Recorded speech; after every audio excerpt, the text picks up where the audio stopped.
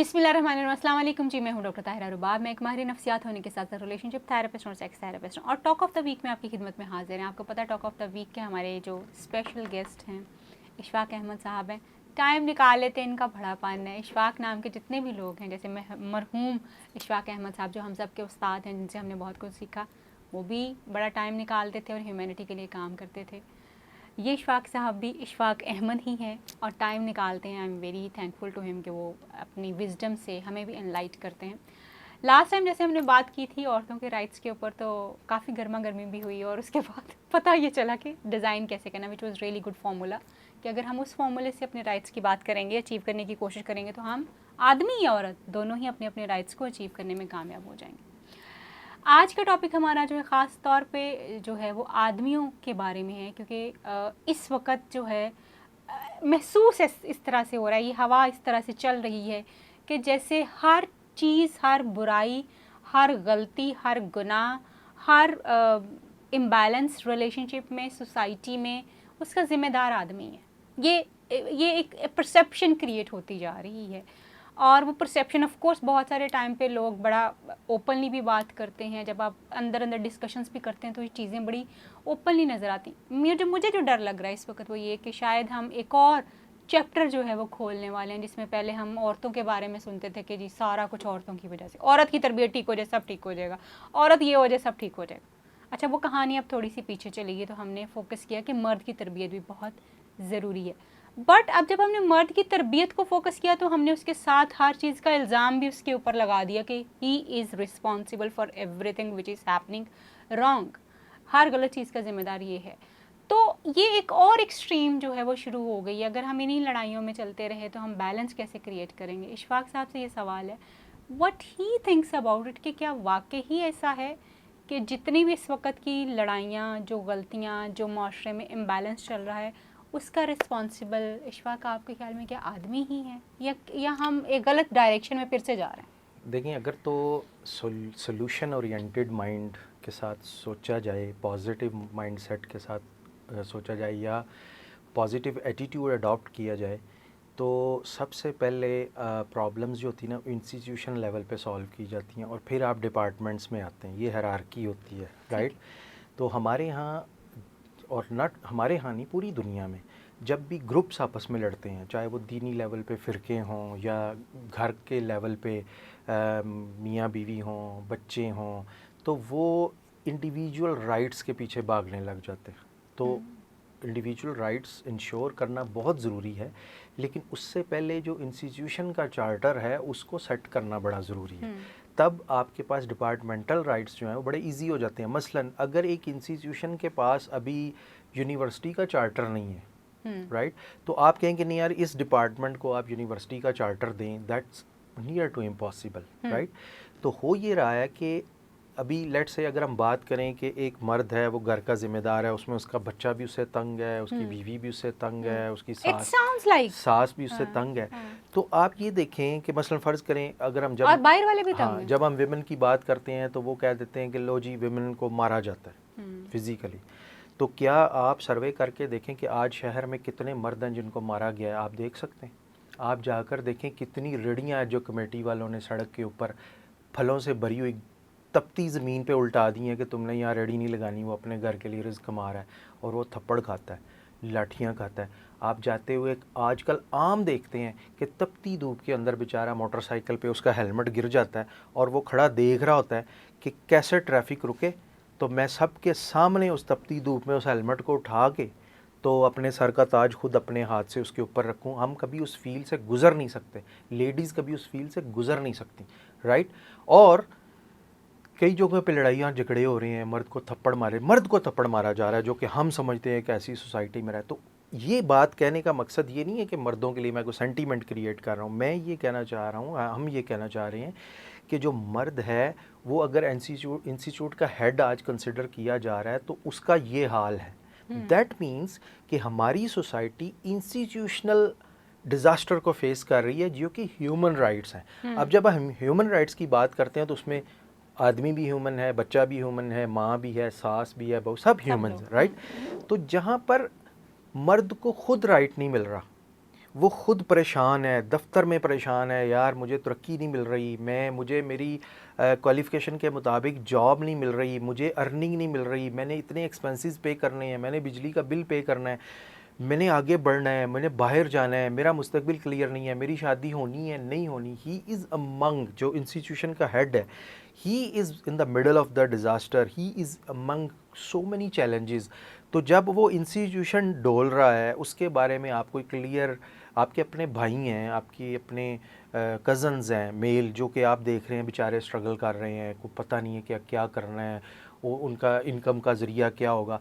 अब उस बंदे को आप आके कहें कि भाई आप तो ज़िम्मेदार हैं विमेन राइट्स के, राइट, आप ज़िम्मेदार हैं बच्चों के राइट्स के, नहीं आप आके घर खाना भी बनाएं और ये करें, मतलब जो यही भी, होता है ना हाँ actually। मतलब जो भी है, तो आप लिविंग स्टैंडर्ड क्यों नहीं दे पा रही है। तो इसका मतलब ये है कि हम सोसाइटी में बेसिकली और ज़्यादा इनडायरेक्टली वो कहते हैं ना कि एक हम मसला क्रिएट करने की कोशिश कर रहे हैं, राइट। जब अर्थ की एक सिचुएशन होती है, आपने कभी एक्सपीरियंस किया, और जब अर्थ कोई आई होती है तो उस वक्त ये नहीं कहा जाता कि तुम पावरफुल हो, तुम everybody set sit down, cool down, right.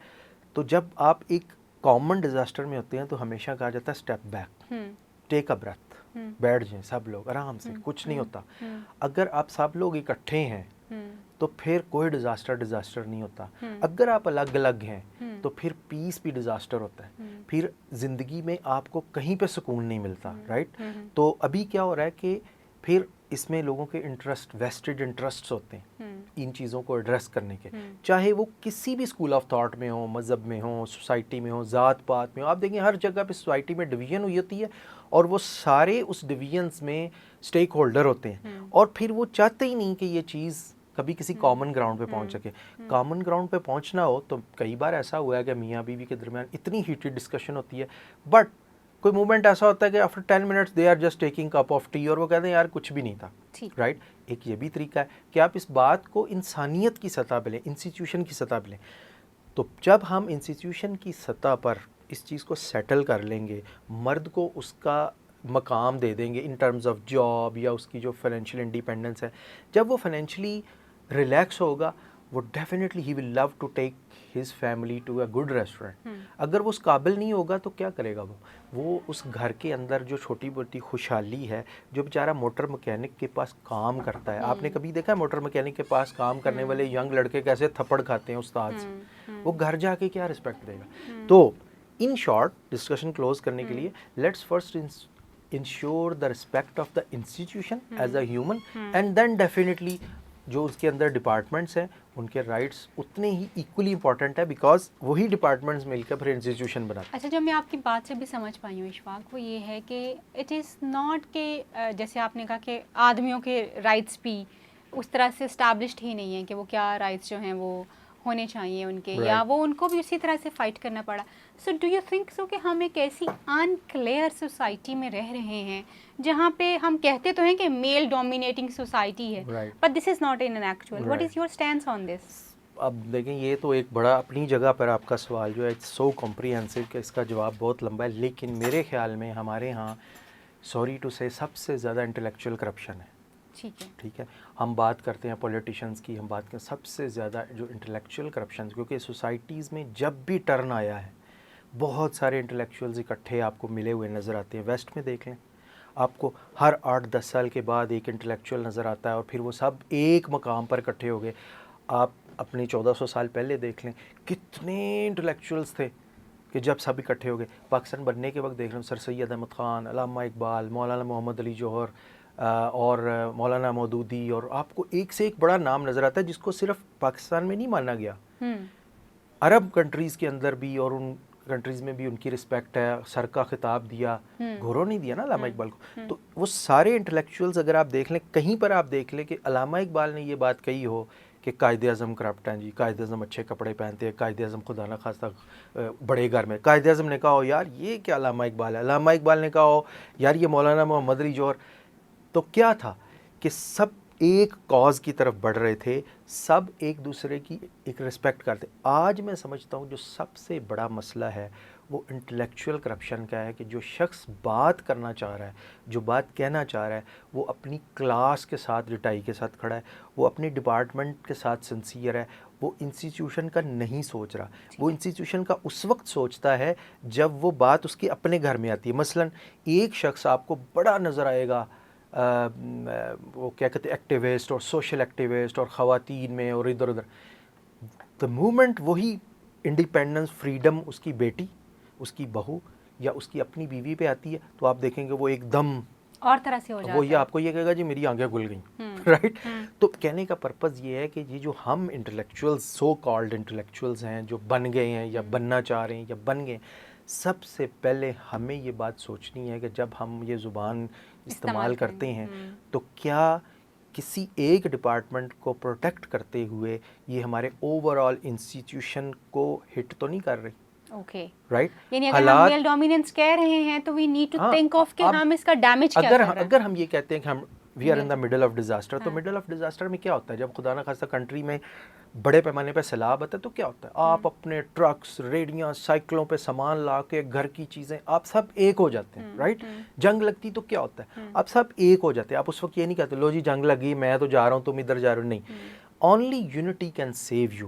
So there are steps, there is a hierarchy, there is a system. खुदा का निज़ाम है। पहले आप ह्यूमैनिटी के तौर पर अपने आप को प्रूव करें और अपने इंस्टीट्यूशन की रिस्पेक्ट करें कि यार एवरीबॉडी इज़ रिस्पेक्टेबल। हम एक दूसरे का से इस तरह लड़ के इस डिज़ास्टर से सक्सेसफुल नहीं हो सकते। तो मैं फिर अपना मैसेज रिपीट करूँगा कि मर्द जो है, अगर आज ट्रांजिशन जारी है, अगर आज भी हम समझते हैं कि वो डोमिनेंट है और वो इसका वो ज़िम्मेदार है, तो उसको पीस ऑफ माइंड देने का हमेशा बेटर रिजल्ट आएगा, क्योंकि वो पीस ऑफ माइंड नीचे ड्रिल डाउन होगा।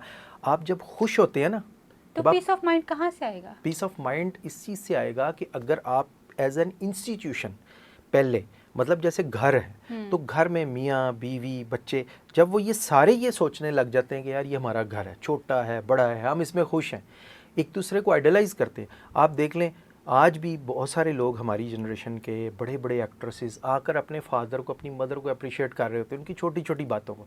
दैट मीन्स कि हम इस चीज़ में नहीं गए कि यार ओ मेरी माँ ने मेरे लिए क्या किया, मेरे बाप ने मेरे, अगर आप इस तरफ चल पड़े तो हर शख्स अपने माँ बाप को ब्लेम कर सकता है। लेकिन खुदा ने क्या कहा कि आपने अपने पेरेंट्स के सामने उफ़ नहीं करना, लेकिन अगर आप उफ़ करें तो आप डिपार्टमेंट बन जाते हैं, आप इंस्टीट्यूशन के साथ लड़ने लग जाते हैं। फिर 100 बहाने हैं, तो लड़ने के तो बहुत वजूहात हैं। आप ये सारे राइट्स इंश्योर कर दें, लड़ाई का एक नया लेवल क्रिएट हो जाएगा, राइट। एक नया कंपटीशन क्रिएट हो जाएगा। आप सोसाइटी को कभी भी ऐसे सेटल डाउन नहीं कर सकते।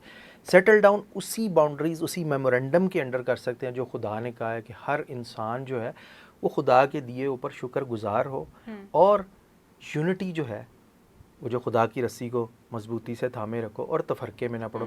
That's the best solution to solve this. Thank you so much Ishfaq for giving us this insight कि बेसिकली अगर इंस्टीट्यूशंस आपके एक ही गोल को फोकस कर लें, जिसमें आपका फैमिली इंस्टीट्यूशन जो है सबसे ज़्यादा इंपॉर्टेंट है, अगर आप वहाँ पे इंश्योर कर लें कि आपने घर का माहौल जो है वो पीसफुल रखना है, तो मेरे ख्याल में ना सिर्फ मर्द बल्कि औरत और बच्चे भी अच्छे तरीके से फ्लरिश जो है वो कर सकते हैं। इस पर मज़ीद डिबेट जो है वो ज़रूर होगी। अपना बहुत ख्याल रखिए। आपसे फिर मुलाकात होगी, किसी नए टॉपिक पे बात करेंगे। तब तक के लिए अल्लाह हाफ़िज़।